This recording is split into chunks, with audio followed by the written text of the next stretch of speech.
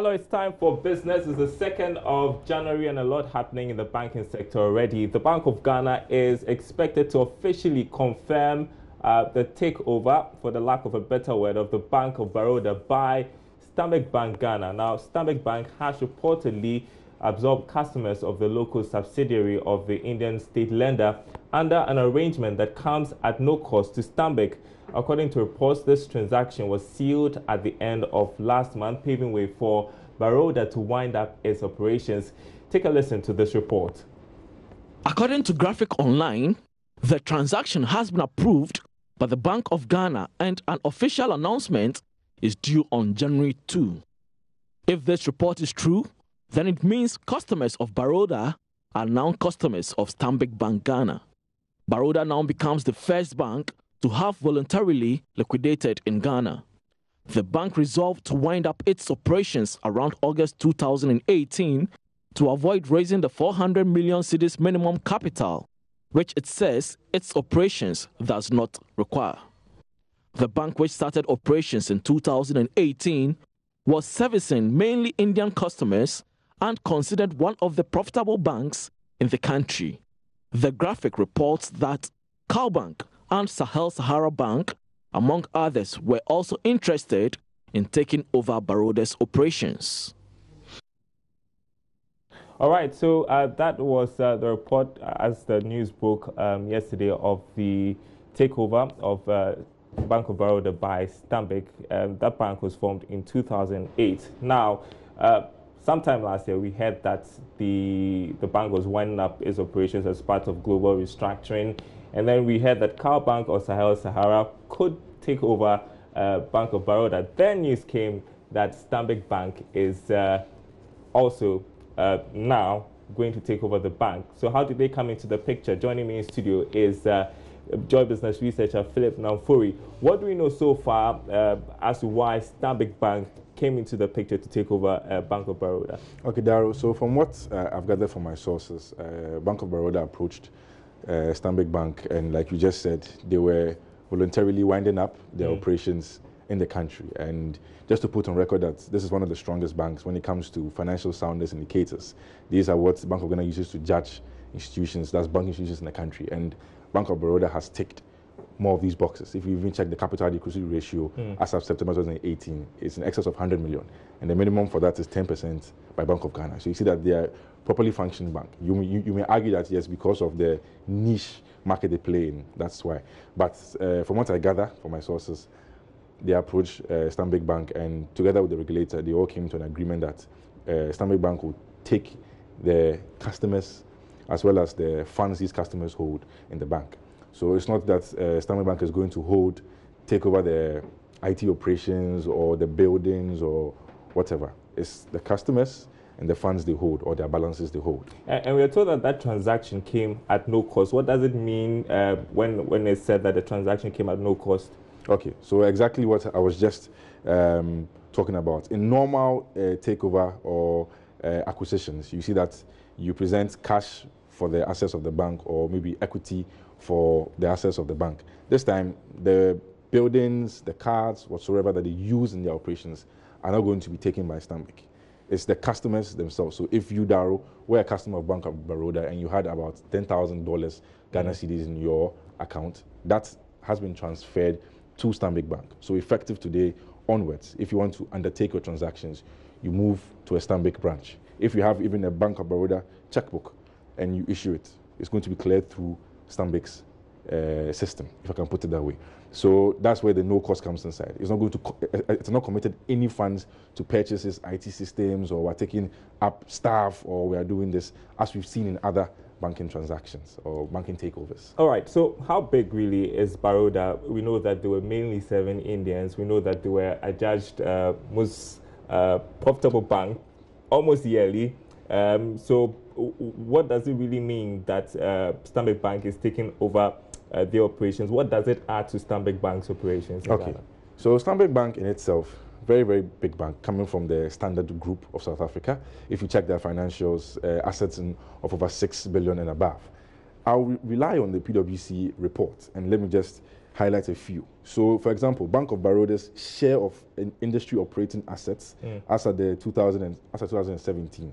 This is the 2018 PwC survey, and it says their share of industry operating assets was at 0.5%. Very, very small. If you compare it to a bank like GCB, they have 11.4% of the industry's operating assets. If you look at share of industry deposits, Bank of Baroda was about 0.3% of the deposits. And if you look at a bank like EcoBank Ghana, they are 12.6%. This is all from PwC's 2018 banking survey. And this covers developments in the year 2017. Let me just add one more. Share of industry advances, that's the loans the banks give out. If you look at Bank of Baroda, 0.6% of the share. If you look at a bank like EcoBank again, 10.9%. Let me even go to Stanbic, because that's the issue for the discussion. Stanbic's share of industry advances is at 7.6%. So you see that Stanbic Bank is in the top tier of banks in the country. No doubt. If you check their numbers, you check their financials, you see the people that are running the bank. These are fine gentlemen, fine people in charge, fine numbers or top numbers. Baroda also, yes, strong numbers, but because of the niche market it served, you see that its share in most of these indicators is minute or is little. But that does not say that the bank is not a strong bank. It is a strong bank when it comes to numbers. Okay. So we know that essentially they are going to take over the customers. Like you mentioned, we don't know if they are not going to take over the buildings, the IT personnel, and all of that. But one question, are they going to take over the workers of Baroda? I'm asking this because when we saw the 5 local banks go down, and then there was a formation of Consolidated Bank. There were questions about workers' jobs and all of that, and we've seen efforts to sort of incorporate these workers. Do we know what's going to happen to workers of Baroda? Well, Darryl, this is let me put it this way. So, Stanbic Bank is taking customers and their balances. They have no obligations to take the staff of the workers. Bank of Baroda voluntarily wound up its operations. So it will behove on them to settle their creditors if they have, and then their shareholders, as well as their workers which were part of the institution. So it's not, if Stanbic decides that, okay, we want a couple of your workers for some reasons. For example, banking has now become more of relationship management in the country. So you have a customer, and then maybe you, Daryl, are well experienced in how to serve the needs of the customer. Then they may decide to pick it up, but then there's no obligation here to take up. It behoves on Bank of Baroda management to make sure that everyone around is settled. Their creditors, their shareholders, and the workers themselves. To buttress this, Dr. Daniel Sedo, financial consultant, was speaking on the Super Morning Show this morning. I was on the show, and he reiterated the same point that, you know what, it's not an obligation of Stanbic Bank to take up these workers. If they decide to do that, that's fine. Great.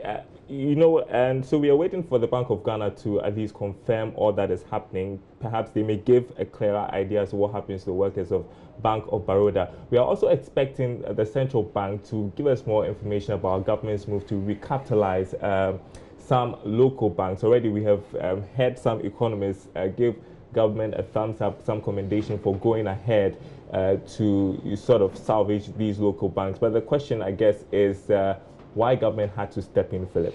Darryl, I'm sure in the course of the year, we were all familiar with these local banks that went to the president to present a petition on this minimum capital requirements, that most of them play in a certain market that may not need this 400 million, and most of them seem to be helping the local businesses. So this 400 million is going to more or less set back their growth plans. So I think after all these discussions at the top level, this trust was set up to assist them. What I want to join these 2 points. When Bank of Ghana issued this minimum capital directive, it says you have 2 options. Either you inject fresh capital or you convert your income surplus to the capital. So with this trust that the banks are going to tap into, it will mean government funds. So which means that government becomes a shareholder of these institutions. That's, I'm sure in the coming days we'll get a clarity on it. But it's my suspicion that the way Bank of Ghana's directive came up, and this money coming from the government, is going to have some amount of shareholding in these banks. As we saw in the US when there was a bailout of the big banks, the Goldman Sachs and whatever, after Lehman Brothers collapse, the government became more or less a shareholder, because it's basically government funds or our funds committed to these banks to help them. So I'm not sure government wants to see the banking sector full of only foreign banks. And I'm not sure it's with malice or a negative mindset, but just to make sure that our local banks grow. Because I was going to ask what the impact would have been if we saw these 6 local banks go down. That would be, let me just add this. Bank of Ghana's banking sector reports for November, which you and I were discussing just before we came on here. 13 of the banks in the country are locally controlled. 17 are foreign controlled. You may argue as to ownership and control, but if 13 of these are locally controlled, and we have already 17, 4 plus the locally controlled ones, and you wipe out 6 from the locally controlled, what does it leave you? You have 17 foreign controlled banks, and then you take out the 6 from the 13. That's assuming if these 6 didn't have this one to follow, and you have a low number of locally controlled banks in the country, and your banking system is more or less owned and dominated by foreign banks. You may argue that, yes, management is Ghanaian whatsoever, but in the end, who are the shareholders of these banks? All right, thanks very much indeed, Philip Nampuru, with that input there. And as we've indicated, we are expecting the central bank to give us some more information about the takeover of Bank of Baroda by Stanbic Bank, and also on news that government is going to bail out some 6 indigenous banks. We will be bringing you the information as and when we get them, and so do stay tuned to the JoyNews channel. Now, before we go, one of the major challenges facing the mining sector in Ghana is the taxation of diesel.